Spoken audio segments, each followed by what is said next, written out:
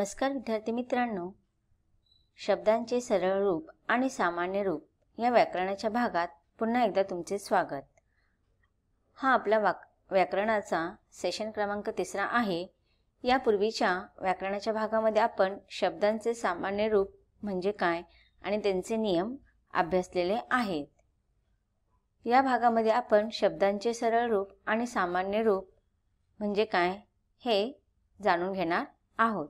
चला तर आपण आपल्या आजच्या या व्याकरणाच्या भागाकडे वळूया। काही उदाहरणे इथे मी तुम्हाला दिलेले आहेत, ती आपण सुरुवातीला समजून घेऊया। पहिलं उदाहरण आहे मी शाळा जातो आणि दुसरं उदाहरण आहे शिक्षक गोविंद वर्ग शाबासकी दिली। तर पहिल्या दोन वाक्य वाचल्यानंतर आपल्याला त्या वाक्यांचा अर्थ समजत नाहीये। समजतोय का? नाही, काहीतरी तिथे राहून गेल्यासारखं असं वाटत आहे। ती वाक्य अपूर्ण वाटत आहेत। आता पहिलं वाक्य पाहूया आपण, मी शाळा जातो आणि तेच वाक्य जेव्हा मी शाळेत जातो, जेव्हा आपण असं म्हणतो तेव्हा ते वाक्य सार्थक वाटतं। त्या वाक्याचा अर्थ आपल्याला समजतं। का बरं? कारण की मी शाळा जातो या वाक्यामध्ये शाळा आणि मी शाळेत जातो ह्या वाक्यात शाळेत, तर आपल्याला शाळेत या शब्दावरून त्याचं अर्थ समजत आहे। तर शाळा हा मूळ शब्द आहे आणि शाळेमध्ये शाळा या शब्दाला जेव्हा आपण प्रत्यय त लावतो तर त्याच्या मूळ स्वरूपामध्ये किंवा मूळ शब्दामध्ये परिवर्तन होतं आणि आपण शाळाच्या ऐवजी शाळे असे त्याचं रूप बदलून त प्रत्यय लावतो। त्याचप्रमाणे दुसऱ्या वाक्यामध्ये शिक्षक गोविंद वर्ग शाबासकी दिली, यामध्ये आपण शिक्षकांनी गोविंदला वर्गात शाबासकी दिली। जेव्हा असं आपण हे वाक्य म्हणतो तेव्हा त्याचा अर्थ आपल्याला समजतो, म्हणजेच ते सार्थक वाक्य आहेत। तर शिक्षक या मूळ शब्दामध्ये आपण नी हा प्रत्यय लावतो आणि त्याचं बदललेलं रूप होतं शिक्षकांनी। तर शिक्षक हा मूळ शब्द आहे आणि त्याचा बदललेलं रूप म्हणजेच शिक्षका। त्याचप्रमाणे गोविंद या शब्दामध्ये ह्या नामामध्ये आपण ला हा प्रत्यय लावतो आणि वर्ग या मूळ शब्दामध्ये आपण त प्रत्यय लावून वर्गात असे बोलतो किंवा असे लिहितो। मग वर्ग या मूळ शब्दामध्ये परिवर्तन करून वर्गा हा त्याचा बदललेलं स्वरूप आपल्याला पाहायला मिळतं। मग अशा रीतीने मी शाळेत जातो, शिक्षकांनी गोविंदला वर्गात शाबासकी दिली, हे वाक्य सार्थक वाटतात। म्हणजेच आपण शब्दामध्ये सर्वनामांमध्ये नामामध्ये प्रत्यय लावतो आणि त्या प्रत्यय लावल्यानंतर शब्दाच्या मूळ स्वरूपामध्ये बदल होतो, हे आपल्याला इथे समजलेलं आहे। आता आपण अजून काही उदाहरणं पाहू, म्हणजे तुम्हाला अजून छानपैकी समजेल। पहिलं उदाहरण आहे राम मित्राशी बोलतो। आता मित्राशी याच्यामध्ये नाम मित्र हा शब्द आहे आणि त्याच्यामध्ये आपण शी हा प्रत्यय लावलेला आहे। बघा इथे मी खाली लिहिलेला आहे, नाम काय आहे? मित्र, आणि त्याला शी हा प्रत्यय लावलेला आहे, परंतु मूळ शब्दामध्ये बदल होतो। काय होतोय तिथे? मित्रा। त्याचप्रमाणे दुसरं वाक्य आहे रेश्मा पालीला घाबरते। तर या वाक्यामध्ये पालीला या शब्दामध्ये ला हा प्रत्यय लावलेला आहे। मूळ शब्द काय आहे? पाल, आणि प्रत्यय लावला कोणता? ला, पण प्रत्यय लावल्यानंतर या मूळ शब्दामध्ये बदल होतो आणि तो पालचा आपण पाली असं शब्द तयार होतो। त्याचप्रमाणे तिसरं उदाहरण आहे कल्पना दुकानात जाते। तर ह्या वाक्यामध्ये दुकानात या शब्दामध्ये मूळ शब्द दुकान आहे आणि त्यामध्ये प्रत्यय लावलेला आहे ता, म्हणजेच नाम काय आहे? दुकान आणि प्रत्यय त। मग जेव्हा आपण दुकान या मूळ शब्दामध्ये मूळ नामामध्ये त हा प्रत्यय लावतो तर त्याचं स्वरूप बदलते आणि दुकान या मूळ शब्दाबरोबर त्याचं बदललेलं शब्द किंवा स्वरूप म्हणजेच दुकाना। तर अशा रीतीने जो मूळ शब्द असतो त्याला आपण सरळ रूप असे म्हणतो आणि बदललेला जो रूप असतो किंवा बदललेला जो शब्द असतो त्याला आपण सामान्य रूप असे म्हणतो. तर मित्र, याचे मित्र हा सरळ रूप शब्द आहे आणि त्याचं बदललेलं रूप म्हणजे सामान्य रूप मित्र असे येते. त्याचप्रमाणे पाल हे सरळ रूप असलेले शब्द आहे आणि त्याचं सामान्य रूप म्हणजेच पाली. दुकान हा मूळ शब्द आहे आणि मूळ शब्दालाच आपण सरळ रूप असे म्हणतो आणि त्याचे बदललेल्या रूपाला आपण सामान्य रूप असे म्हणतो. नामाला आणि सर्वनामाला प्रत्यय लागण्यापूर्वी त्याचे जे रूप होते त्याला आपण सामान्य रूप असे म्हणतो. उदाहरणार्थ पत्रे या शब्दाला ने प्रत्यय लावल्यास पत्राने असे रूप होते आणि त्यामधील पत्रा हे बदललेलं रूप आहे, त्यामुळे त्याला आपण सामान्य रूप असे म्हणतो. तर इथे आपल्याला सरळ रूप आणि सामान्य रूप. सरळ रूप म्हणजे मूळ शब्द आणि जेव्हा आपण प्रत्यय लावून शब्दामध्ये परिवर्तन होतं आणि तो परिवर्तित झालेला शब्द म्हणजेच ते सामान्य रूप असे असते. आता आपल्याला काही गोष्टी लक्षात ठेवायच्या आहेत. पाहूया कोणत्या कोणत्या गोष्टी आपल्याला सरळ रूप आणि सामान्य रूपमध्ये लक्षात ठेवायच्या असतात. तर पहिला आहे, नामांना किंवा सर्वनामांना लागणारे प्रत्यय अनेक प्रकारचे असतात. उदाहरणार्थ ला, त, ने, शी, चा, ची, चे इत्यादी. दुसरा आहे, काही वेळा शब्दाला प्रत्यय लागण्यापूर्वी शब्दाच्या रूपात बदल झालेला दिसत नाही. आता बघा, कधी कधी काय होतं की जेव्हा आपण प्रत्यय लावतो तर त्याच्यामध्ये काही परिवर्तन होत नाही, जो शब्द आपण जसा तसा लिहितो. उदाहरणार्थ खिडकी, खोली, चिमणी यासारखी इकारांत स्त्रीलिंगी नामे. आता हे सगळे इकारांत स्त्रीलिंगी नामे आहेत, खिडकी, खोली, चिमणी. त्यामुळे त्यांच्या प्रत्यय लावल्यानंतर त्यांच्या शब्दाच्या स्वरूपामध्ये बदल होत नाहीत. उदाहरणार्थ खिडकीला काच आहे, तर खिडकी, आपण खिडकी या शब्दाला ला हा प्रत्यय लावलेला आहे, परंतु त्याच्या मूळ स्वरूपामध्ये किंवा मूळ शब्दामध्ये काहीच परिवर्तन झालेला नाही. त्याचप्रमाणे खोलीला कुलूप आहे, याच्यामध्ये पण खोली हा मूळ शब्द आहे आणि ला हा प्रत्यय, परंतु त्याच्या मूळ शब्दामध्ये काहीच परिवर्तन झालेलं आपल्याला पाहायला मिळत नाही, म्हणजे परिवर्तन झालेलं नाही.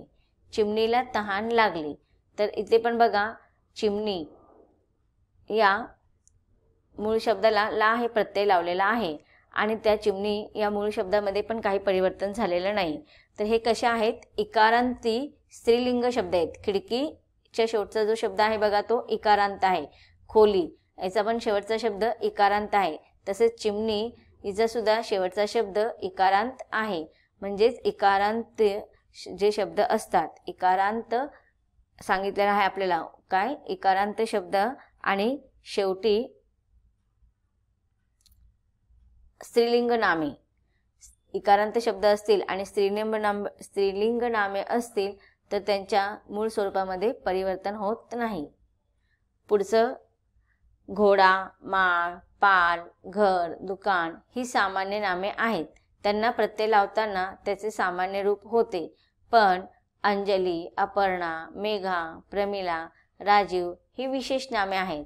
विशेष नामांना प्रत्यय लावताना त्याचे सामान्य रूप होत नाही. म्हणजे तिथे काय सांगितलेलं आहे आपल्याला की जेव्हा आपण सामान्य नाम हे नाम असतील, कोणत्याही प्रकारचे नाम किंवा सर्वनाम असेल तर त्यामध्ये प्रत्यय लावत असताना त्याच्या सामान्य रूपामध्ये परिवर्तन होतो, परंतु जेव्हा विशेष नामांना प्रत्यय लावायचे असतात तर त्याच्या सामान्य रूपामध्ये परिवर्तन होत नाही, म्हणजे ते सामान्य रूप होत नाही. चौथा आहे, बोलींमध्ये आणि जुन्या मराठीत विशेष नामांची सामान्य रूपे दिसतात. आज ती कमी होत चाललेली आहेत. पौराणिक पात्रांची नामे मात्र सामान्य रूपात लिहितात. उदाहरणार्थ रामाने, दशरथाने, सीतेने, कृष्णाने इत्यादी. पण हीच नामे आताच्या जगातल्या माणसांची असतील तर सहसा सामान्य रूप होत नाही. म्हणजे पूर्वी ह्या सामान्य नामांमध्ये किंवा नावांमध्ये बदल होत होते, त्यामुळे ती सामान्य नामे सामान्य रूप होत होती. पण आता सहसा आपण ह्या नामांमध्ये बदल करत नाही. म्हणजे रामाने बोलत नाही तर आपण रामने बोलतो, दशरथाने बोलत नाही तर आपण दशरथने बोलतो, सीतेने बोलत नाही तर सीता बोलतो, कृष्णाने कृष्णा. तर यांच्यामध्ये आता आपल्याला सामान्य रूप पाहायला मिळत नाही. 5वा आहे आडनावांचे सामान्य रूप होते, उदाहरणार्थ गायकवाड, गायकवाडांना, जोगळेकर, जोगळेकरांना इत्यादी. 6वा आहे गावांच्या राज्यांच्या नावांचेही सामान्य रूप होते, उदाहरणार्थ गोवा, गोव्याला, पुणे, पुण्याला. आता सरळ रूप म्हणजे काय? आता आपण सामान्य रूप समजून घेतलेलं आहे, तर सरळ रूप म्हणजे काय? शब्दांच्या मूळ रूपाला आपण सरळ रूप असे म्हणतो.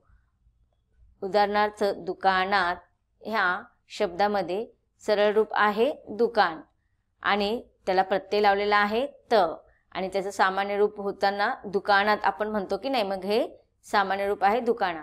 तर तुम्हाला आता लक्षात ठेवायचं आहे सरळ रूप म्हणजे काय? जर मूळ शब्द जो असतो त्याला आपण सरळ रूप म्हणतो. सामान्य रूप म्हणजे काय? प्रत्यय लावल्यानंतर जे काही परिवर्तन होतात ते परिवर्तन झालेले शब्द म्हणजे सामान्य रूप. तर इथे दुकानात, दुकान हे सरळ रूप आहे, त हे प्रत्यय आहे आणि सामान्य रूप म्हणजे दुकाना. तसेच मित्राशी, मित्राशी या नामामध्ये सरळ रूप आहे म्हणजे मूळ शब्द आहे मित्र. त्याचप्रमाणे सामान्य प्रत्यय लावलेला शब्द आहे शी, आणि शी प्रत्यय लावल्यानंतर त्याचं मित्र हे मूळ शब्द बदलून, मूळ स्वरूप बदलून मित्राशी होतं, म्हणून त्याचं बदललेलं रूप म्हणजेच सामान्य रूप म्हणजेच मित्रा. तर अशा रीतीने सरळ रूप मित्र, सामान्य रूप मित्रा आणि प्रत्यय शी आहे.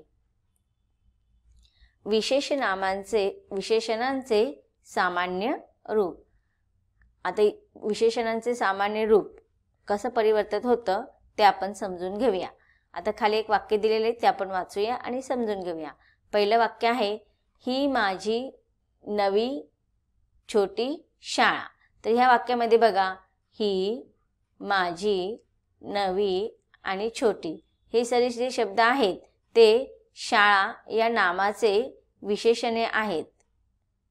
काय सांगितलेले आहे याच्यामध्ये की शाळा हे विशेषण आहे, नाम आहे, आणि ही, माझी, नवी, छोटी हे सगळे त्या नामाची विशेषणे आहेत. त्यामध्ये त्या विशेषणाच्या सामान्य रूपामध्ये परिवर्तन झालेले नाही. पुढचे उदाहरण पाहूया आपण. या माझ्या नव्या छोट्या शाळेत क्रीडांगण सुद्धा आहे. तर बघा इथे अगोदर आपण पाहिलं काय नाम काय आहे शाळा, पण इथे दुसऱ्या उदाहरणामध्ये नाम आहे शाळेत. मग बघा नामामध्ये परिवर्तन झालेलं आहे, नामामध्ये प्रत्यय लावलेला आहे, त्यामुळे शाळा याचं सरळ रूप झालेलं आहे शाळे, आणि त्यामुळे इथे नामाला प्रत्यय लागल्या कारणाने त्याच्यामध्ये परिवर्तन होत आहे, म्हणून त्याच्या विशेषणामध्ये सुद्धा परिवर्तन होत आहे. शाळा या नामाला प्रत्यय लागल्यावर ही, आता हिचं बघा, हिचं परिवर्तन काय झालेलं आहे ह्यामध्ये. माझी याचं काय परिवर्तन झालेलं आहे माझ्या. नवी ह्या शब्दामध्ये परिवर्तन झालेलं आहे नव्या, आणि छोटी या विशेषणामध्ये परिवर्तन झालेलं आहे आणि त्याचं बदललेलं रूप म्हणजे छोटा. म्हणजे जेव्हा आपण नामामध्ये परिवर्तन करतो तर त्याच्या विशेषणामध्ये सुद्धा बदल होतो. शाळा या नामाला प्रत्यय लागल्यावर ही, माझी, नवी, छोटी या विशेषणाचे रूप सुद्धा बदलते, आणि अशा रीतीने ते ह्या, माझ्या, नव्या, छोट्या अशा पद्धतीने बदलते. जेव्हा नामाचे सामान्य रूप होते तेव्हा विशेषणाचे सामान्य रूप होते. मग इथे आपल्याला महत्त्वाची गोष्ट लक्षात ठेवायची आहे की जेव्हा एखाद्या नामाचे सामान्य रूप होते त्याचबरोबर त्याच्याबरोबर असलेल्या विशेषणाचे सुद्धा सामान्य रूप होते, पण त्यांना कुठल्याही प्रकारचा वेगळा प्रत्यय लागत नाही. म्हणजे या उदाहरणामध्ये आपण पाहिलं की शाळा या नामामध्ये प्रत्यय लागलेला आहे, पण त्यांच्या विशेषणामध्ये प्रत्यय लागलेला आहे का? नाही. तर इथे तेच सांगितलेलं आहे आपल्याला की त्यांना कुठलाही वेगळा प्रत्यय लागत नाही. याला आपण विशेषणाचे सामान्य रूप असे म्हणतो. तर विद्यार्थी मित्रांनो, आता इथे तुम्हाला एक तक्ता दिलेला आहे आणि ह्या तक्त्यामध्ये काही वाक्य दिलेले आहेत. तेव्हा अधोरेखित वाक्यामध्ये अधोरेखित जे शब्द आहेत त्यांचे आपल्याला सरळ रूप, सामान्य रूप आणि प्रत्यय लिहायचा आहे. आता आपण पाहूया. रमेशचा भाऊ शाळेत गेला. तर इथे बघा रमेशचा हा एक शब्द आहे आणि दुसरा नाम आहे इथे, आणि शाळेत हे सुद्धा नाम आहेत. तर मूळ शब्द काय तो रमेश, प्रत्यय काय येणार चा, आणि त्याचं सरळ रूप काय येणार, सामान्य रूप काय येणार, बदललेलं रूप येणार रमेश. तर इथे बघा मूळ शब्द काय आहे? शाळा.